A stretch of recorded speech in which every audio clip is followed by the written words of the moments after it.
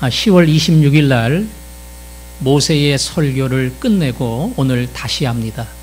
2달이 조금 넘었는데요. 한 인물을 오랫동안 설교한다는 것에 대해서 조금 불편해 하시는 분도 있고 또 재밌게 드라마를 보듯이 따라오는 분들도 있습니다. 모세의 설교가 많이 잊혀졌지만 여러분들이 머리에 기억을 되살려서 모세가 마지막 하나님의 부름을 받는 그때까지 다시 모세를 통해 하나님 만나고 우리에게 주는 교훈을 얻기를 원합니다.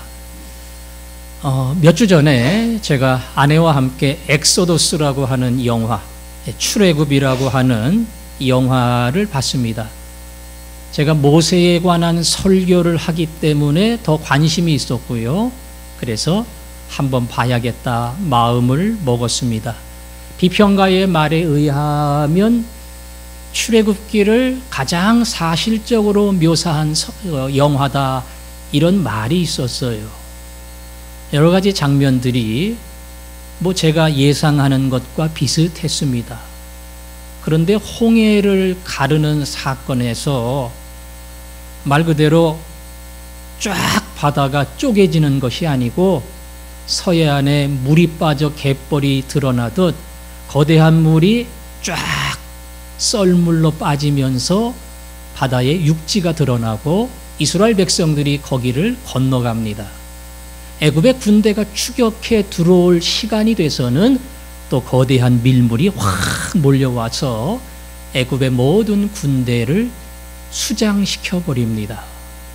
어찌 보면 굉장히 이성적이고 과학적인 차원에서 출애굽기를 해석한 것 같아요. 설교하는 목사의 입장에서는 굉장히 아쉬웠습니다.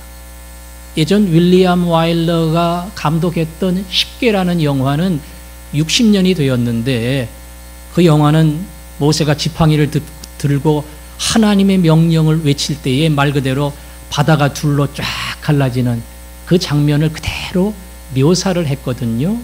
그래서 그 영화는 시작할 때에 그런 자막이 나와요. 이 영화는 수많은 고고학적 자료와 책들을 참고했지만 가장 큰 자료는 성경이다.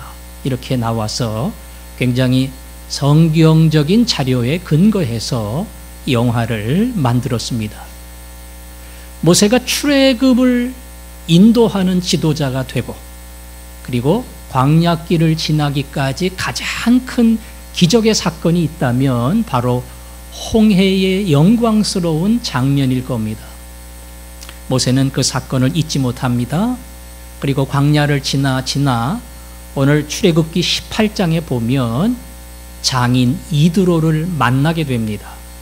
장인 이드로보다 더 보고 싶은 사람은 거기에 남아있는 자기 가족, 아내와 두 아들입니다.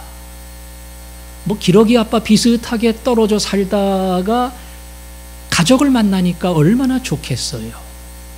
장인에게 지나온 모든 경험담, 하나님의 능력, 그분이 이스라엘에게 베푸신 은혜가 얼마나 컸는지를 쉬지도 않고 얘기를 했을 겁니다. 이드로는 감동, 하나님이 너희들에게 은혜를 베푸셨구나.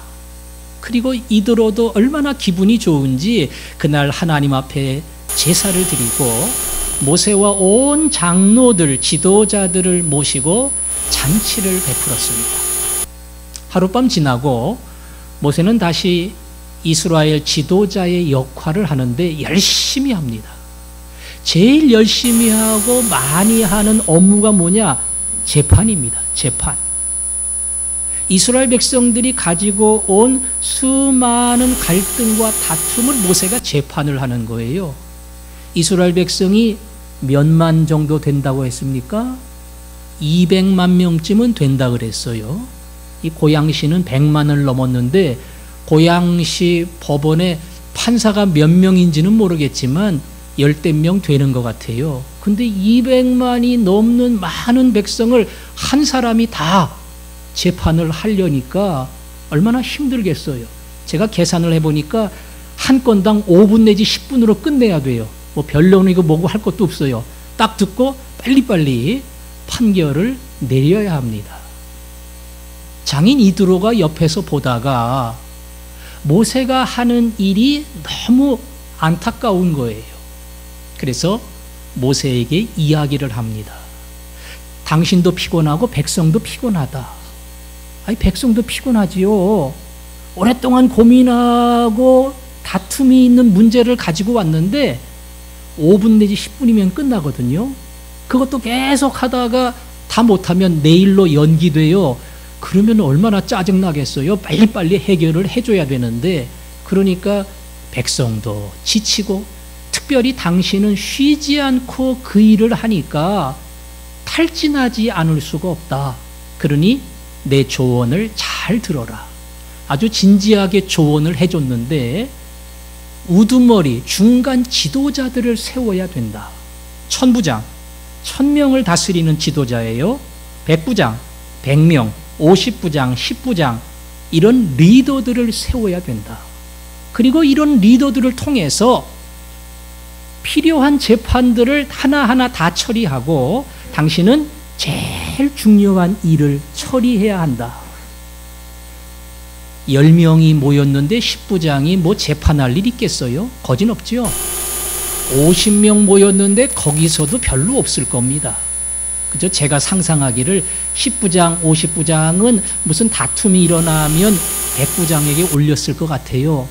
100부장이 그거를 대충 구분을 해주고 해결이 안 되면 1000부장에게 올립니다. 1000부장도 재판을 하고 잘했는데 이의가 생기면 모세에게 올립니다. 그러면은 우리나라 사법제도의 삼심제하고 비슷하잖아요. 그런 식으로 말 그대로 공정한 판정을 내리는 겁니다. 그 다음에 백성에게 있어서 굉장히 중요한 문제는 모세가 직접 하는 겁니다. 또 하나, 너는 이스라엘 백성에게 모든 율례와 법도를 가르쳐라. 그래서 백성들에게 바른 법을 배우고 하나님의 법대로 사는 길을 가르치는 것, 이게 모세의 역할입니다. 중요하고 큰 재판은 내가 하고, 그리고 백성을 가르치고 나머지는 중간 우두머리들이, 지도자들이 하도록 이를 분담을 해야 한다. 모세가 200만을 이끄는 지도자입니다. 아무리 장인이라고 할지라도 뭘 조언을 하고 이렇게 끼어들면 기분이 나쁠 수 있어요. 그러면 아유, 제가 알아서 다 합니다. 그 뭐 자꾸 뭐라고 이렇게 훈계합니까? 걱정하지 마세요. 이럴 수 있는데 모세는 장인의 그 진지한 조언을 잘 들었습니다. 그래서 장인의 말대로 1000부장, 100부장, 50부장, 10부장을 세우고 자기가 재판하는 업무를 분담을 시켰습니다. 그랬더니 어떤 일이 벌어졌는가? 오늘 성경 말씀 23절에 보니까 23절 펴보십시오. 같이 한번 읽겠습니다. 시작.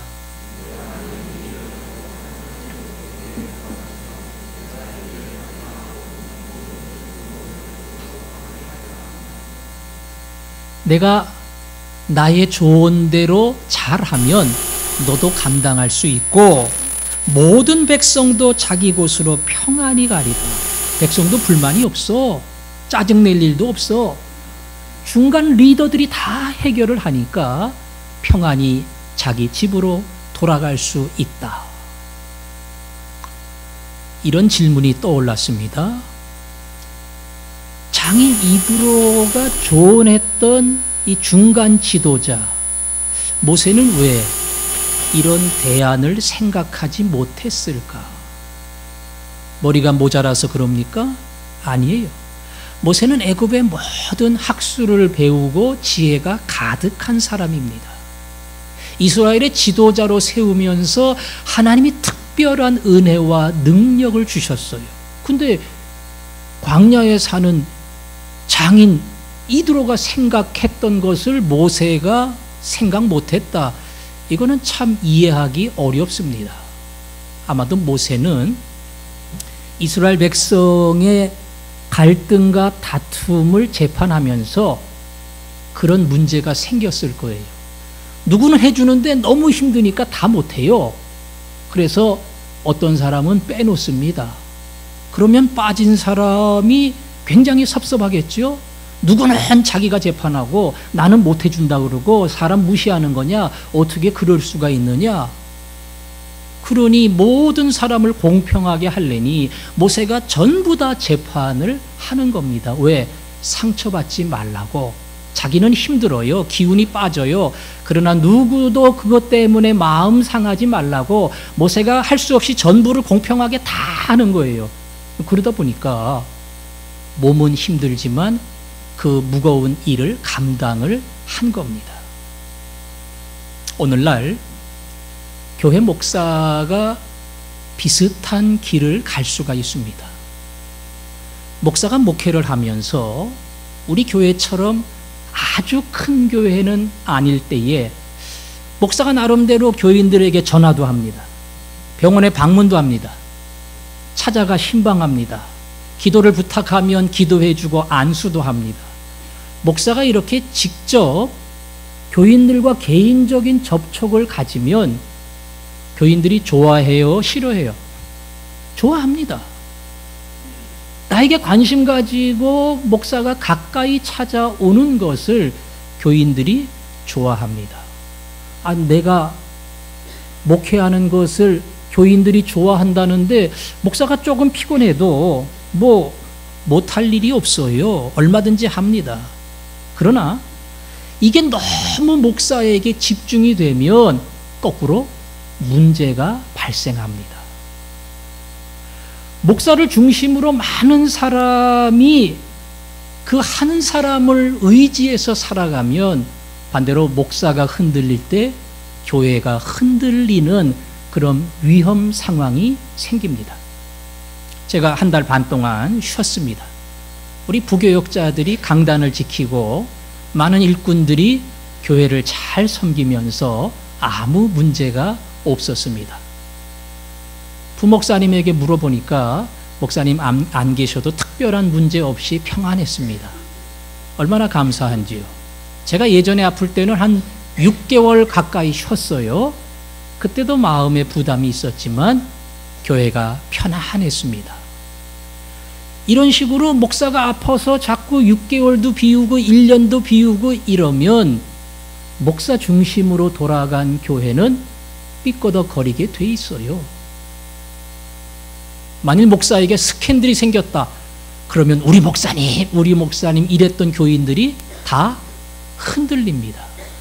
심지어는 나이 되어서 목사가 은퇴를 하고 후임자에게 물려줘도 우리 옛날 목사님, 그 목사님 이러면서 교인들이 적응을 잘 못합니다.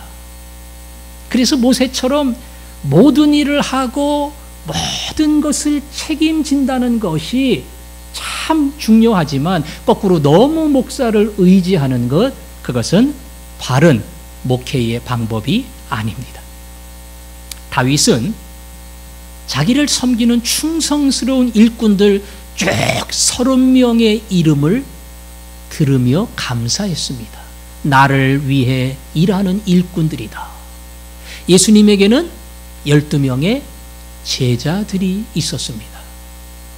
교회는 이렇게 교회를 섬기는 천부장, 백부장과 같은 많은 일꾼들이, 리더들이 있어야 합니다.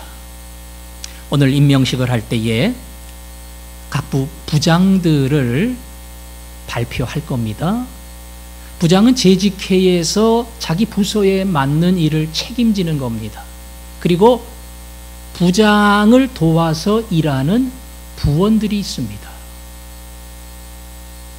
모든 재직들은 이 부서에 다 들어가야 됩니다. 교사를 하던 찬양대를 하던 아니면 운행을 하던 주방을 섬기던 카페를 섬기던 하여간 뭘 섬기든 간에 몸된 교회를 섬기는 것, 그것이 하나님이 원하시는 리더가 되는 겁니다. 제가 오늘 칼럼에 청소에 대해서 썼어요. 평일날 한 번씩 나와서 청소하는 일꾼들이 필요하다. 여러분 가운데 시간을 낼 수 있는 분들 중에 일주일에 내가 1시간 내지는 2시간 나와서 교회를 돌보고 청소하겠다. 저는 이런 분들이 얼마든지 있을 수 있다고 생각을 합니다. 여러분이 안 하면 제가 합니다. 그러니까 여러분 중에서 내게 주신 섬김의 자리를 내가 놓치지 않겠다 생각하시는 분들은 누구보다 먼저 그 자리를 차지하고 열심히 일해야 합니다. 오늘 은퇴하신 분들도 마찬가지입니다. 은퇴는 일을 쉰다는 게 아니에요. 은퇴하시는 분들이 나는 은퇴해도 내 섬김의 이 자리는 못 놓는다. 나는 끝까지 힘이 없을 때까지, 일할 수 없을 때까지 주님을 섬긴다. 이게 괜히 자리 지키면서 노인네가 왜 저러나 그런 거 아닙니다. 그게 일꾼으로 살고 하나님이 주신 책임을 감당하는 겁니다. 어른이 되면 직장에 나가고 돈을 벌어야 돼요. 근데 취업이 얼마나 힘들어요. 그러니까 하고 싶어도 못합니다. 교회에서 20 넘어 어른이 되면 다 일해야 돼요. 교회는 일할 자리가 있어요. 간혹 착각하시는 분들이 화전중앙교회는 커가지고 뭐 내가 없어도 아무 문제가 없을 거라고. 아니요, 전혀 그러지 않아요. 이 교회는 여러분이 섬겨야 할 일자리가 너무나 많아요. 마음 먹고 하겠다고 하면 하나님이 내게 필요한 일자리를 주십니다. 바로 그 사람들이 자꾸 자라서 일꾼이 되고 그리고 리더가 되고 교회를 섬기는 기둥이 되는 겁니다. 여러분의 책임입니다. 여러분이 그 자리로 가야 합니다. 제가 크리스찬이티 투데이라고 하는 잡지를 보는데요. 기독교 잡지입니다. 그 잡지에 지지난 달인가 글을 읽다 보니까 리더십에 대한 정의가 나왔는데 어떤 사람이 이야기하기를 리더가 나는 리더가 아니라고 말할 수 있는 리더십을 가져야 한다. 그렇게 말을 했어요. 조금 말이 복잡한 것 같지요? 리더가 지도자예요.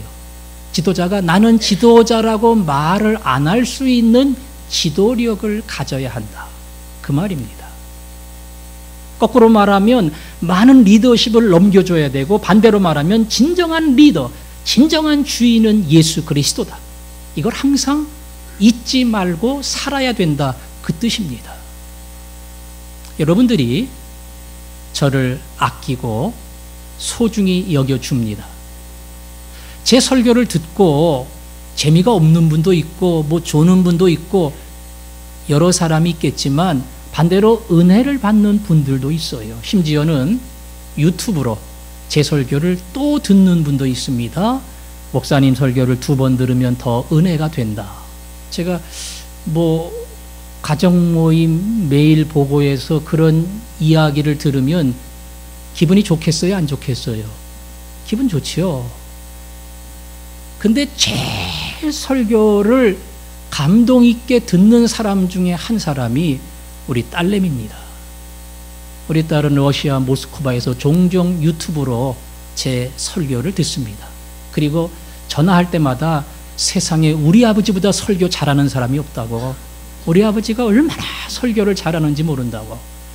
모스크바에서 1년에 2번씩 유학생 수련회를 해요. 한국에서 강사들을 초빙하는데 왜 여기 수련회에 우리 아버지를 안 모셔오는지 모르겠다고. 아버지는 설교를 잘한다고.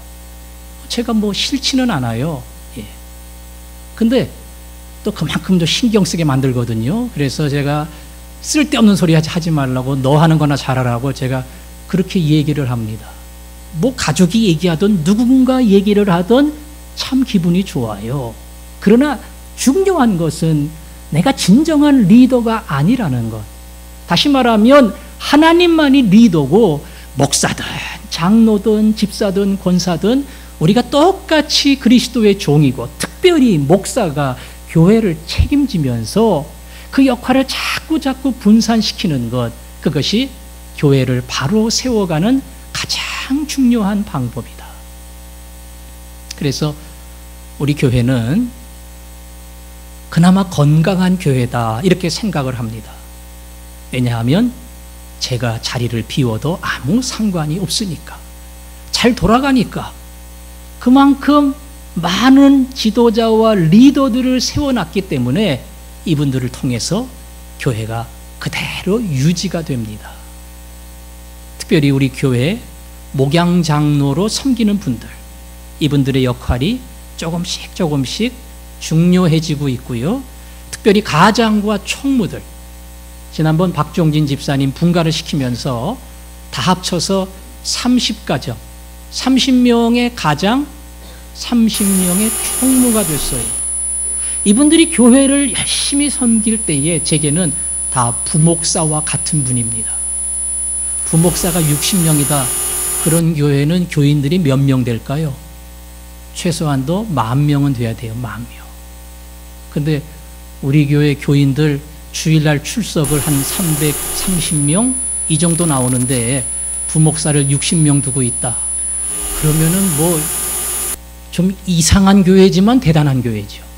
60명 부목사 가지고 교회를 섬기니까 담임 목사가 얼마나 겁날 게 없겠어요.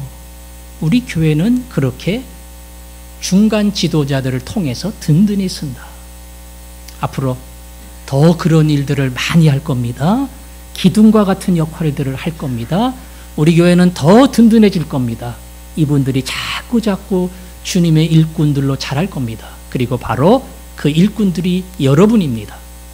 여러분이 마음에 품고 목사님이 얘기한 1000부장, 그리고 100부장, 50부장, 10부장을 내가 한다.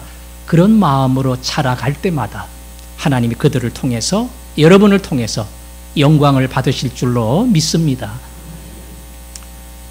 오늘 한 가지 더 우리가 봐야 할 것은 이 중간 지도자를 세우는 기준입니다.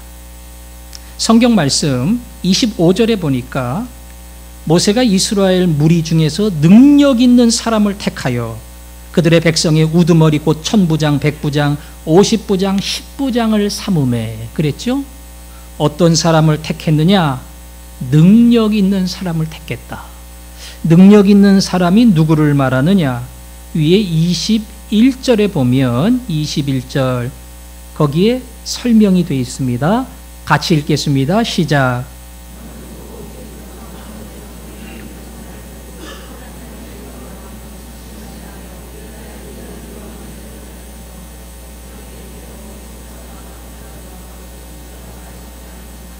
아멘.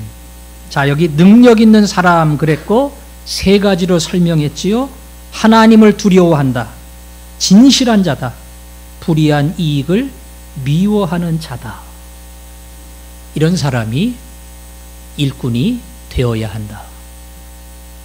사실 이런 사람이 일꾼 되려면 전제 조건이 일꾼을 세우는 자가 먼저 이런 사람이 되어야 합니다.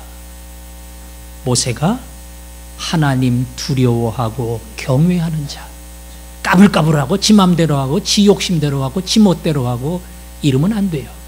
정말 하나님 앞에서 두렵고 떨림으로 거룩한 하나님을 섬기는 자, 모세가 그런 자가 돼야 됩니다.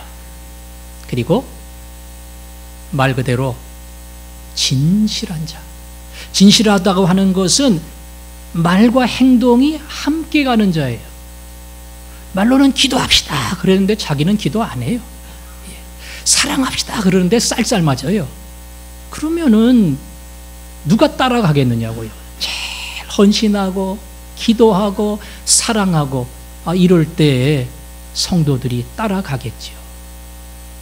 자기 이익을 추구하지 않는 자. 목사들이 어떤 재정적인 여유를 갖는다는 거, 그거 뭐 나쁠 거 없지요. 큰 교회 목사님들은 더 좀 넉넉하게 살잖아요. 심지어는 종종 돈 문제 가지고 교회에서 부딪히기도 하잖아요. 여러분, 돈이 인생의 전부가 아닙니다. 이랬는데 자기는 돈을 밝히고 그것 때문에 가끔 교회 말썽을 일으킨다. 그러면 문제겠지요. 지도자가 먼저 본을 보일 때에 그가 먼저 하나님을 경외하고 그리고 진실하고 세상의 불이한 이익을 욕심내지 않을 때에 다른 사람들이 그를 보며 따라올 수 있는 겁니다. 앞으로 여러분들이 이런 사람으로 자라야 됩니다. 이런 사람으로 자라려면 구체적으로 3가지입니다. 예배를 통해, 이 예배를 통해 우리가 하나님 앞에 나아가며 예배가 하나님 받으시는 큰 잔치다. 이거를 예배를 통해 자꾸 깨달아야 돼요. 찬송을 부르고 기도하고 말씀을 들으면서 합심으로 기도하면서 예배를 통해 주시는 영광과 하나님 받으시는 거룩한 제사가 된다. 우리는 화전중앙교회 한 식구다. 이거를 자꾸 경험해야 되고요. 2번째는 말씀의 훈련, 제자반, 성장반 이런 훈련을 통해서 자꾸 말씀 속에 자라가야 됩니다. 다 해야 돼요. 뭐 안 할 사람, 뺄 사람 이런 사람은 아무도 없어요. 전부 다 여러분들이 훈련을 받아야 됩니다. 그리고 마지막이 가정 모임이에요. 가정 모임에 속해야 돼요. 그럴 때 소속감을 느낍니다. 주일날 예배드리고 집으로 가면 내가 화전중앙교회 한 식구다라는 그런 의식이 잘 안 생겨요. 어찌 보면 늘 손님 같아요. 그러나 가정 모임에 소속이 되면 그 작은 공동체에 틀림없는 식구가 됩니다. 그리고 연합 가정 모임으로 옆 식구를 알게 되고 점점 가정 모임을 통해 교회가 나와 동일한 한 식구임을 발견하게 됩니다. 주일의 예배를 통해 그 다음에 하나님께서 훈련시키는 말씀 공부를 통해 그리고 가정 모임 이 3가지를 통해서 하나님은 우리를 믿음 안에 세워 가십니다. 앞으로 제 역할은 여러분을 일꾼으로 잘 키우는 겁니다. 잘 키우는 거예요. 예배소서의 말씀처럼 목사를 주신 이유는 성도를 온전케 하고 그로 하여금 봉사하게 만들고 그리스도의 몸을 세우려 하시니라. 여러분이 저를 힘들게 하거나 하늘나라의 상 못 받도록 만들려면 안 잘하면 됩니다. 일 안 하면 됩니다. 그러면 제가 하늘나라 가서 주님께서 저를 향해 키우라고 했는데 너 뭐 했니? 일꾼 만들라고 했는데 너 무슨 일꾼 만들었니? 하나님이 저에게 그렇게 말씀하실 겁니다. 그러니까 저를 많이 봐주려면 자꾸 훈련받고 가정 모임에 속해서 한 사랑으로 묶어지고 주님의 교회를 섬기는 일꾼이 되시고 손님처럼 나오지 말고 이 교회의 주인의식을 가지고 나오는 그런 사람이 되어야 합니다. 가끔 저한테 목사님 이거 할 사람이 없는데 일꾼 좀 하나 세워주세요 그러는 분도 있어요. 목사가 좀 해주세요 부탁을 하면 여러분들이 잘 들어주겠어요? 안 들어주겠어요? 잘 들어주는 편이죠. 마음에 안 내켜도 목사가 부탁하는데 예 목사님 알겠습니다. 그리고 들어줘요. 근데 여러분들 스스로 다른 사람한테 부탁하면 곤란합니다. 제가 하기가 어렵습니다. 그럴 가능성이 많지요. 그러니까 저한테 자꾸 부탁을 하는 거예요. 앞으로 여러분도 모세와 같은 든든한 일꾼 되고 내가 누구를 딱 보고 저 사람 일꾼 되겠다. 나랑 함께 했으면 좋겠다. 아니 저 사람 훈련받아야 되겠다. 그런 사람 보면은 적극적으로 얘기하시고 그 일을 통해서 목사님 안 하셔도 같이 일할 일꾼들을 내가 얼마든지 세울 수 있다. 그런 마음으로 하나님의 교회를 섬기는 사람, 특별히 가장과 총무들은 예비가장을 자꾸 만들어야 돼요. 예비 총무를 만들어야 됩니다. 가원들은 잘 모이는데 일꾼을 못 만든다. 그러면 오늘 모세처럼 짐 만지는 사람이 되는 겁니다. 계속 하나님의 일꾼을 만들어낼 때에 그를 통해서 교회는 든든해집니다.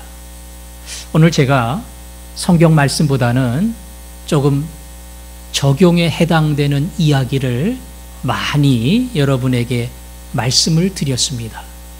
저는 2015년 한 해 동안에 여러분을 보면서 그 마지막 주일날 저분이 연초에는 저런 사람이 아니었는데, 좋은 뜻에서예요. 어떻게 1년 지나면서 저렇게 믿음의 사람, 충성스러운 사람, 일꾼이 되었을까? 참 보람이 있다. 그리고 저분을 일꾼으로 만들어준 또 다른 사람들이 얼마나 즐거울까? 저는 그런 사람 되었으면 좋겠습니다. 1년이 지나든 2년이 지나든 일 안 합니다. 그냥 이름만 집삽니다. 그리고 세월만 보냅니다. 그러면은 얼마나 제가 답답하기도 하고 미안하겠어요.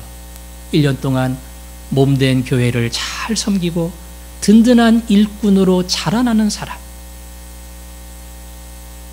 그냥 1년 만에 10cm씩 자라는 거예요. 막 15cm 자라는 거예요. 부모가 깜짝깜짝 놀라요. 왜 이렇게 빨리 자라냐고. 그렇게 날마다의 성장이 있는 사람, 믿음의 일꾼이 되는 사람, 하나님이 그런 복을 여러분에게 주시기를 주님의 이름으로 축원합니다. 사실 이 복은 우리 마음대로 받는 것은 아니에요. 하고 싶은데 잘 안 돼요. 힘이 없어요. 그리고 의지가 자꾸 꺾입니다. 그래서 성령님이 우리를 도와주실 때 우리는 이 일을 감당할 수 있습니다. 오늘 우리 부를 찬송은 나 주님만을 섬기리 헛된 마음 버리고 성령이여 내 영혼 충만하게 하소서. 우리 예전에 많이 불렀던 두 손 들고 찬양합니다. 이 찬양을 우리 성령이여 내 영혼을 충만하게 해주시고 이 한 해 동안에 든든한 일꾼 되게 해 주옵소서. 찬양하겠습니다. 나 주님만을 섬기리.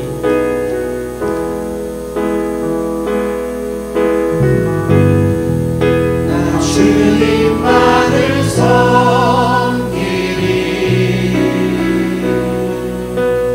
헛된 마음 버리고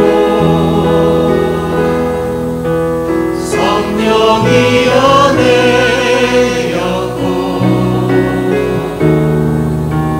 충만하게 하소서. 주님 앞에 내 생명 드리리. 나 주님만을